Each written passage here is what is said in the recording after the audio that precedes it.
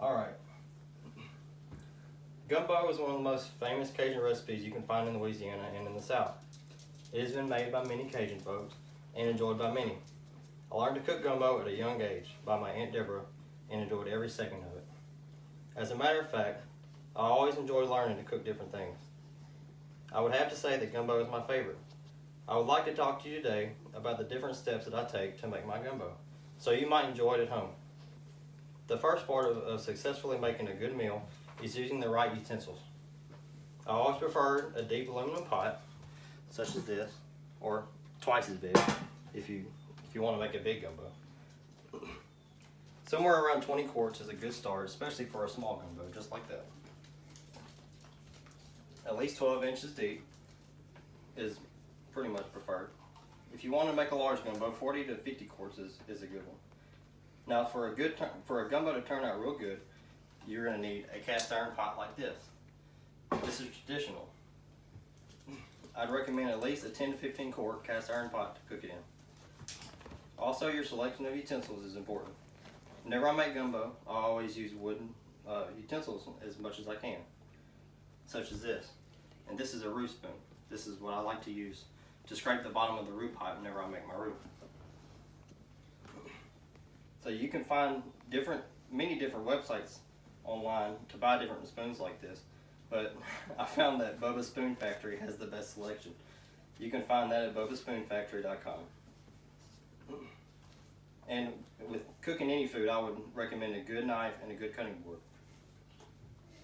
So not only is the hardware the key part in making the gumbo, good ingredients are essential as well. So let's start with the meat. For a large gumbo, you're going to need 2 pounds of chicken, 4 sausages, 2 pounds of shrimp, 1 pound of crab, and at least 1 pound of crawfish if available. Andouille sausage is traditional, but I always prefer Cajun kielbasa. This is your preference, but I've noticed that the andouille is always tougher whenever you cook it, even if you cook it for a long time on a real slow heat. I always prefer shrimp from Brookshires because you can get it from Brookshires and get it seasoned and steamed to whatever heat you want. See, the crab does not have to be fresh. It can be imitation if you like. Oddly enough, I've never been able to taste the difference between real and imitation crab. Crawfish is the worst part of this. Even though it's great, it's expensive and it also is a pain to peel, but it's worth it though. The next set of ingredients is important. Your vegetables. Celery is always a must with gumbo. It's a tradition to make gumbo with celery. You will also need a white onion, several stalks of green onion, and bay leaves. Don't use the off-brand leaves because the off-brand leaves for some reason will not get the flavor out in the gumbo like it's supposed to. The last ingredient you need will be Cajun seasoning, salt and pepper, a small bottle of Zatarain's liquid crab oil, 1 quart-sized bottle of good vegetable oil, and 1 small bag of all-purpose flour, and a container of Zatarain's gumbo filet. You can also add a few boxes of chicken broth, seasoned or salted or unsalted, it doesn't matter. I know that the chicken broth sounds like cheating, but trust me, there's a good reason for it. Alright, get your larger pot and fill it with water about halfway. Start boiling all the chicken thighs. Around a tablespoon of salt and pepper should be added. Around 2 to 3 tablespoons of Cajun seasoning. And about a half or full tablespoon of crab oil. Add this for the flavor, but it's important to not add too much because it's very concentrated. You should go ahead and peel your shrimp and cut it into bite-sized pieces and cut up your sausage into about half slices. That's what I prefer. Let it cook. Let the chicken cook for about 25 minutes by itself, and then after 25 minutes, pull it out and set it on a plate to let it cool. Add the sausage into the stock and turn on high to boil and let it cook. Let it boil for a little while letting the chicken cool. While you're doing this, it's always a good idea to start working on your vegetables. Cut your celery into about 1/4-inch pieces, about 10 to 15 stalks. Depending on how much you like celery and how big your gumbo is how much celery you're going to want.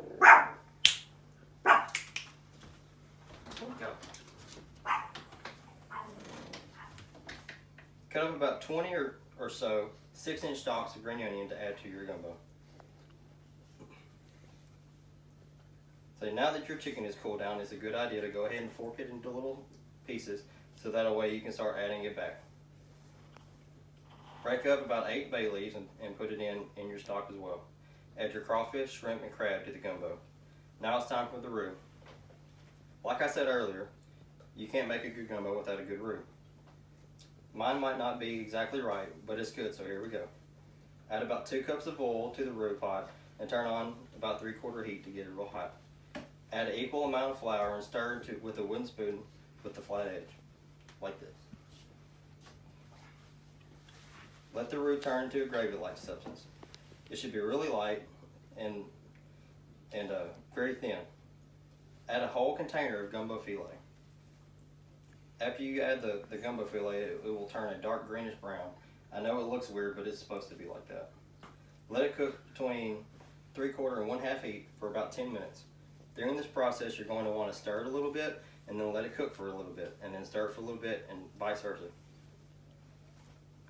It's important to not let it burn, but you're going to want it to cook a little bit in between stirring. At this point, you're going to want to turn your gumbo pot all the way up to high so that way it'll start boiling. After your roux has cooked for about 30 minutes, it should be a real thick start to be a real thick consistency, and you're going to want to add your celery and your onion and your chives. Add them all to your roux, and then let it cook for about another 10 minutes.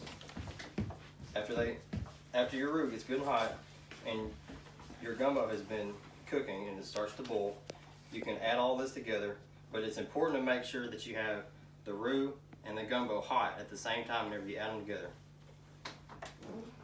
After you're done with this, it should be a fairly thick consistency.